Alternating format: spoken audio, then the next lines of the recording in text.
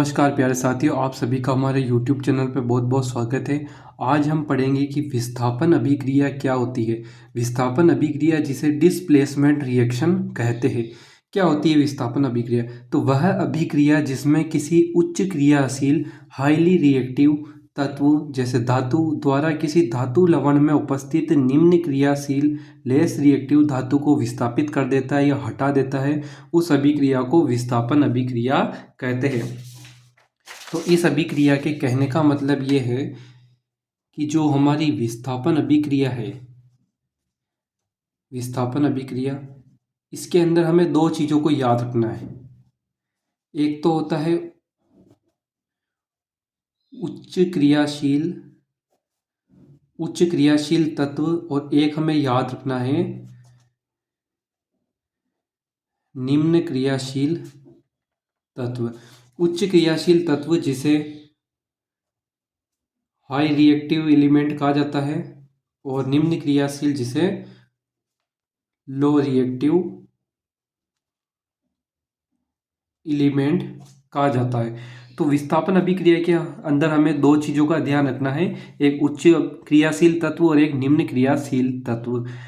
जो उच्च क्रियाशील तत्व होता है वो क्या करता है, किसी यौगिक या अणु से निम्न क्रियाशील तत्व को विस्थापित कर देता है या फिर हम कह सकते हैं हटा देता है। तो वह अभिक्रिया क्या कहलाती है, विस्थापन अभिक्रिया।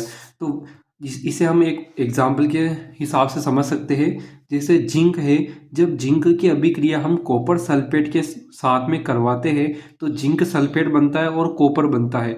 यहाँ पर जो जिंक है ये उच्च क्रियाशील तत्व है और कॉपर जो कि निम्न क्रियाशील तत्व है। कॉपर सल्फेट एक प्रकार का यौगिक है जिसके अंदर कॉपर निम्न क्रियाशील तत्व है और जिंक उच्च क्रियाशील तत्व है। इस उच्च क्रियाशील तत्व जिंक ने निम्न इस यौगिक से निम्न क्रियाशील कॉपर सल्फेट को हटा दिया और उसकी जगह स्वयं जुड़ गया। तो जब जिंक इसको हटाएगा और स्वयं की जगह स्वयं जुड़ जाएगा तो क्या बनेगा, जिंक सल्फेट।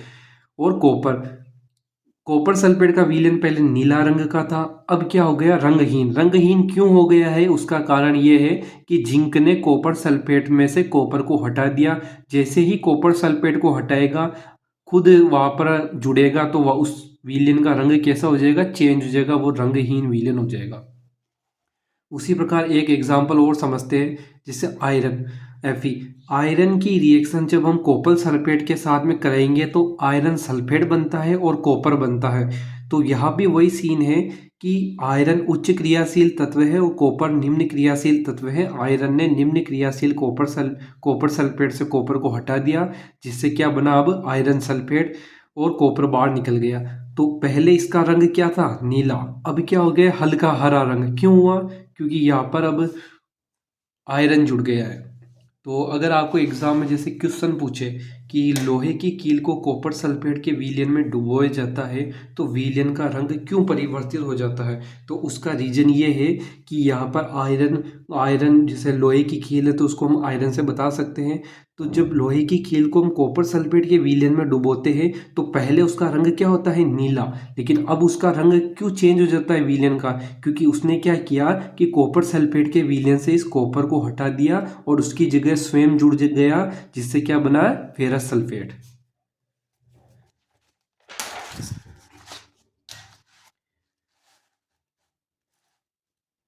तो इसको मैंने रिटर्न में लिख रखा है, जैसे लोहे की कील को कॉपर सल्फेट के विलयन में डुबोया जाता है तो वह उच्च क्रियाशील तत्व लोहा, आयरन, लोहा भी कहते हैं आयरन भी कहते हैं, जिसका केमिकल नेम होता है फेरस और इसका प्रतीक क्या होता है, Fe।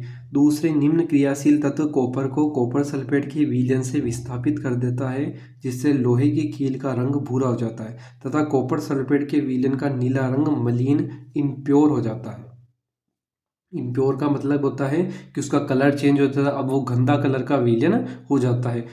अब आपके जहन में एक सवाल आ रहा होगा कि सर हमें पता कैसे लगेगा कि कौन सा तत्व उच्च क्रियाशील होता है और कौन सा तत्व निम्न क्रियाशील होता है। तो इसके लिए एक रिएक्टिविटी ऑर्डर दे रखा है, क्रियाशीलता का क्रम। तो इस क्रम के अकॉर्डिंग आप पता कर सकते हो कि कौन सा तत्व उच्च क्रियाशील है और कौन सा निम्न क्रियाशील।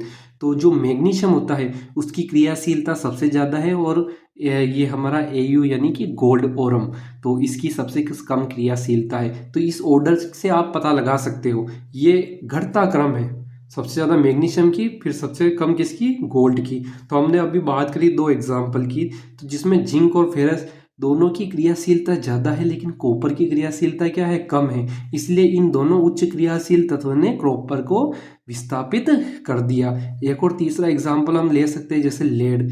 जब लेड की रिएक्शन हम कॉपर क्लोराइड CuCl2 के साथ में करवाते हैं, तो वापस वही है कि Pb उच्च क्रियाशील है और कॉपर निम्न क्रियाशील है। तो Pb उच्च क्रियाशील कॉपर को क्या करेगा, विस्थापित कर देगा। तो जब ये इससे विस्थापित करेगा तो यहाँ पर क्या बन जाएगा, PbCl2, जिसका नाम है, रासायनिक नाम लेड क्लोराइड, और कॉपर बाहर निकल जाएगा। अब आगे चलते हम, जैसे एक रिएक्शन है जो वो बहुत इंपॉर्टेंट रिएक्शन है, जिंक और सल्फ्यूरिक अम्ल के बीच में अभिक्रिया। तो काफ़ी बार एग्जाम में पूछते हैं कि जिंक की जब सल्फ्यूरिक अम्ल के साथ में आप अभिक्रिया करवाते हो तो क्या बनता है।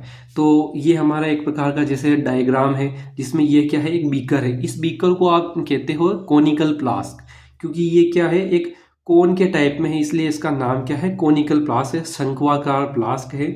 जिसके अंदर हमने क्या लिया है, दानेदार जिंक या जस्ता, मतलब जिंक के छोटे छोटे हमने टुकड़े लिए हैं, और इसके अंदर हमने मिलाया है तनु सल्फ्यूरिक अम्ल यानी डाइल्यूट H2SO4। तो जैसे ही हम दानेदार जिंक के अंदर तनु सल्फ्यूरिक अम्ल मिलाते हैं तो क्या होता है, वहाँ पर एक रिएक्शन होती है, जिस रिएक्शन में क्या होता है, हाइड्रोजन गैस मुक्त होती है। हाइड्रोजन गैस मुक्त होती है। ये एक प्रकार की कोर्क लगा रखे, यानी रबड़ का ढक्कन है, जो इस बीकर को पूरा बंद करके रखा है, ताकि कोई सी भी गैस ना तो अंदर आ सके ना बाहर जा सके। और उसके बीच में एक नली गुजार रखी है, तो उस नली से ही वो गैस अंदर या बाहर जाएगी। तो जैसे ही यहाँ पर अभिक्रिया होगी तो यहाँ पर एक हाइड्रोजन गैस बनेगी, जो कि इस नली से बाहर निकल जाएगी। तो इसकी रिएक्शन को हम इस प्रकार लिख सकते हैं कि जैसे जिंक है, जिंक के हमने दानेदार क्रिस्टल लिए, तो हम उससे भी जिंक ही लिखेंगे। तो जिंक की जब हम डाइल्यूट H2SO4 के साथ में अभिक्रिया करेंगे तो जिंक ने क्या किया, हाइड्रोजन को रिप्लेस कर दिया, और क्या बन गया, जिंक सल्फेट और हाइड्रोजन गैस मुक्त हुई। तो हमने अभी ऊपर ऑर्डर की बात की थी कि आप देख रहे हो कि जिंक का क्रियाशीलता क्या है, सबसे ज़्यादा है, और हाइड्रोजन की कम है। तो ये उच्च क्रियाशील हो गया और ये निम्न क्रियाशील हो गया। तो विस्थापित कौन होगा, विस्थापित वो होगा जो निम्न क्रियाशील होता है। तो यहाँ पर हाइड्रोजन निम्न क्रियाशील है, तो इसीलिए हम इस अभिक्रिया में देख रहे हैं कि जिंक ने हाइड्रोजन को रिप्लेस कर दिया है, विस्थापित कर दिया है, या हम कह सकते हैं हटा दिया है। अब जिससे नया यौगिक क्या बना, जिंक सल्फेट, और हाइड्रोजन गैस मुक्त हुई। तो उसी को मैंने इस थ्योरी के रूप में लिख रखा है, जो आप पढ़ सकते हो।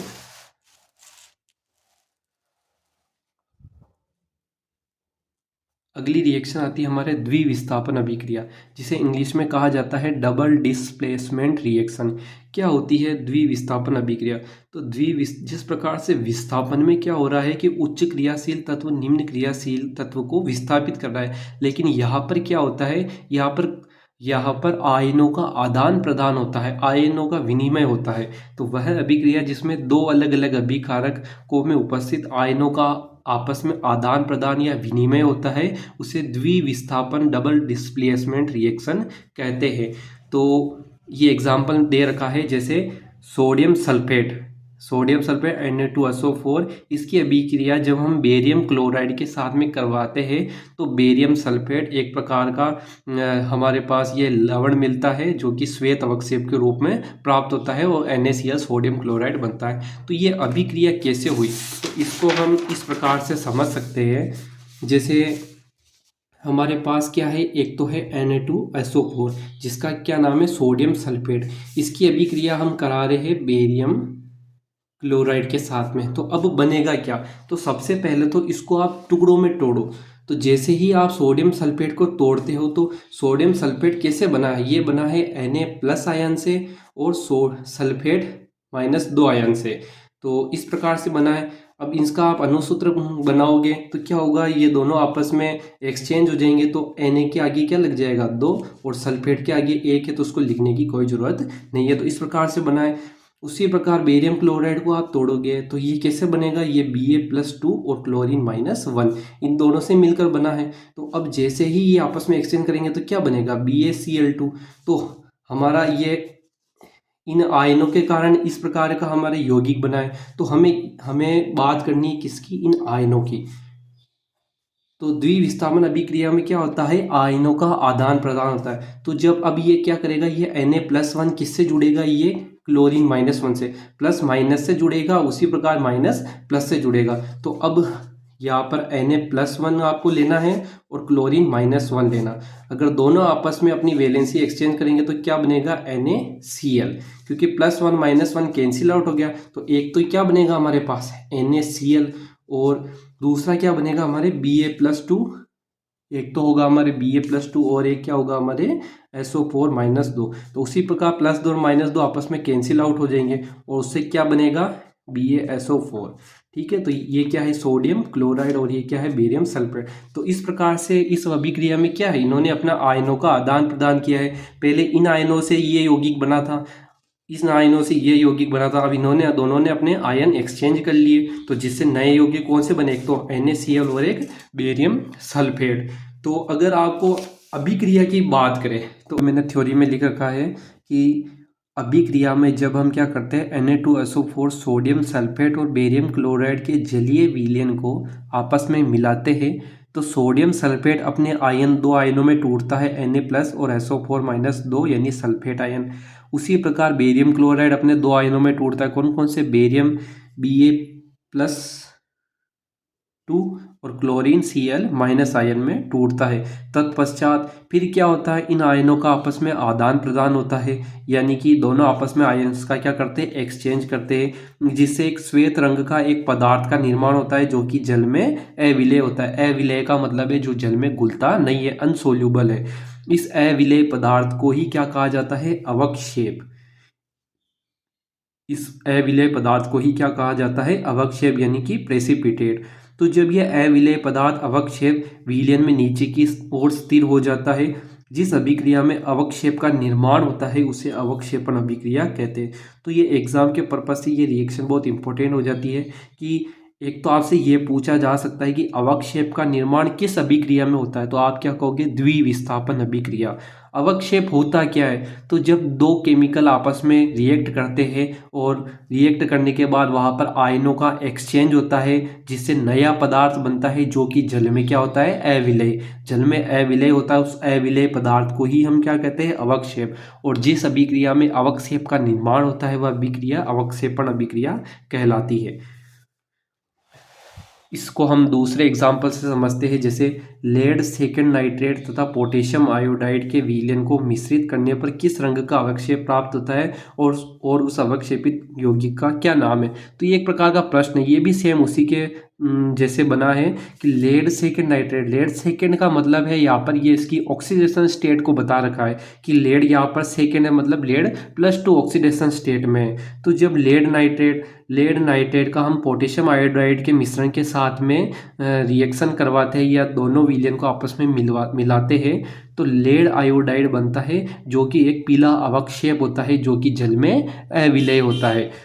और दूसरा प्रोडक्ट क्या बनता है हमारे पास, पोटेशियम नाइट्रेट। तो अब सर ये कैसे बना है, तो हमारे पास क्या है,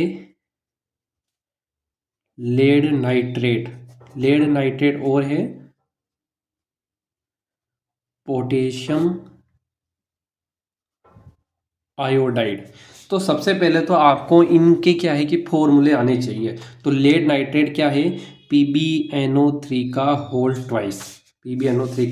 ट्वाइस, और पोटेशियम आयोडाइड है Ki। तो अब जैसे इनको तोड़ोगे तो ये तोड़ोगे आप तो ये क्या बनेगा, एक तो बनेगा Pb+2 आयन और एक क्या बनेगा, नाइट्रेट NO3-1 रिनायन, ये बना। उसी प्रकार पोटेशियम आयोडाइड को आप तोड़ोगे तो क्या बनेगा, K+1 आयन और आयोडीन -1। तो अब यहाँ पर द्विविस्थापन अभिक्रिया है तो क्या होगा, यहाँ पर आयनों का एक्सचेंज होगा। यहाँ पर प्लस किससे जुड़ना चाहेगा, ये जुड़ना चाहेगा माइनस से, और माइनस किससे जुड़ना चाहेगा, ये प्लस से। तो दोनों आपस में आयनों का एक्सचेंज करेंगे, जिससे क्या होगा, अब हमारे पास दो आयन मिले, एक तो Pb+2 आयन और एक आयोडीन -1 आयन। तो दोनों आपस में इनकी वैलेंसी दोनों अपने एक दूसरे से जुड़ेगी, तो क्या बनेगा Pbi2। ये I का 1 इसके साथ जुड़ेगा तो एक को लिखने की जरूरत नहीं है, और 2 है Pb के ऊपर, तो ये I के आयोडीन के आगे लग जाएगा। तो क्या बना, एक प्रोडक्ट हमारे Pbi2 यानी कि लेड आयोडाइड। उसी प्रकार दो आयन कौन कौन से मिले हैं, एक तो मिला है हमें NO3-1 और एक मिला है हमें K+1। तो क्या बनेगा, ये बनेगा हमारे KNO3। ठीक है, इसको मैंने थोड़ा उल्टा लिख दिया, आप सही जमा लेना। प्लस वाले को हमेशा आगे लिखते हैं और माइनस वाले को हमेशा पीछे की ओर लगते हैं। तो ये बन गया हमारा। अब इनको आपस में संतुलित करना है, तो संतुलित आपको मैंने बता रखा है, तो आप संतुलित जैसे कर सकते हो। संतुलित करना क्यों आवश्यक होता है, तो भी उसको हमने बता रखा है कि द्रव्यमान संरक्षण का नियम क्या कहता है। उस नियम के अकॉर्डिंग हमें हर परमाणु को क्या करना है, बराबर करना आवश्यक होता है। तो आप इसको संतुलित कर लेना। तो दो प्रोडक्ट कौन से बने, एक तो लेड आयोडाइड और एक पोटेशियम नाइट्रेट।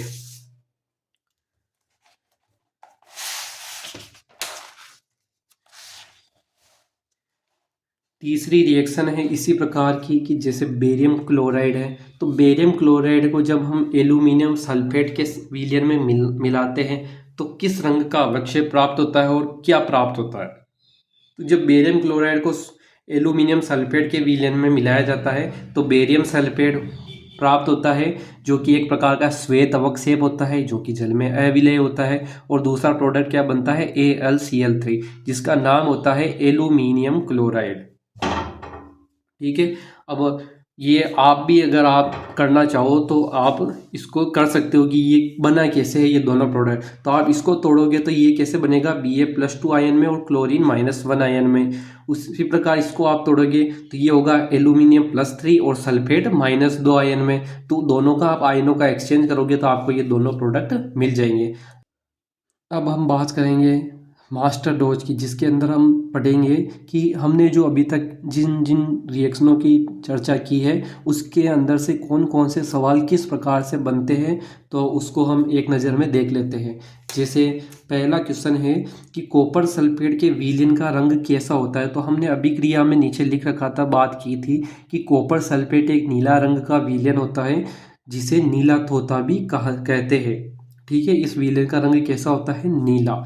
दूसरी अभिक्रिया है कि दानेदार जिंक की जब डाइल्यूट H2SO4 के साथ में अभिक्रिया करवाते हैं तो कौन सी गैस उत्सर्जित होती है। तो वहाँ पर हमने क्या पढ़ी, हाइड्रोजन गैस। उसी प्रकार तीसरा है कि आयरन, जिंक, लेड और कॉपर की क्रियाशीलता का क्रम क्या है। तो ऊपर मैंने आपको पहले बताया है कि क्रियाशीलता का ऑर्डर, तो उसमें से आप इसको कर सकते हो कि आयरन, जिंक और लेड ये तीनों क्या है, उच्च क्रियाशील है और कॉपर निम्न क्रियाशील है। सबसे क्रियाशीलता में भी सबसे ज़्यादा जिंक की होती है, फिर आयरन की होती है, फिर हमारे लेड की और फिर कॉपर की।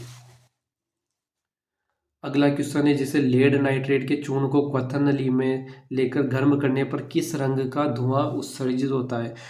तो जब हम लेड नाइट्रेट के चूर्ण को गर्म करते हैं तो उससे किस रंग का धुआं उत्सर्जित होता है, भूरे रंग का। तो ये अभिक्रिया आप उसमें पढ़ोगे, हमारे क्या कहते हैं, वियोजन अभिक्रिया के अंदर। वियोजन में हमने ऊष्मीय वियोजन की बात की थी, तो वहाँ पर लेड नाइट्रेट के चूर्ण को जब हम गर्म करते हैं तो वहाँ पर किस रंग का धुआं उत्सर्जित होता है, भूरे रंग का। तो ये आपको इसका आंसर आपको उसमें मिल जाएगा।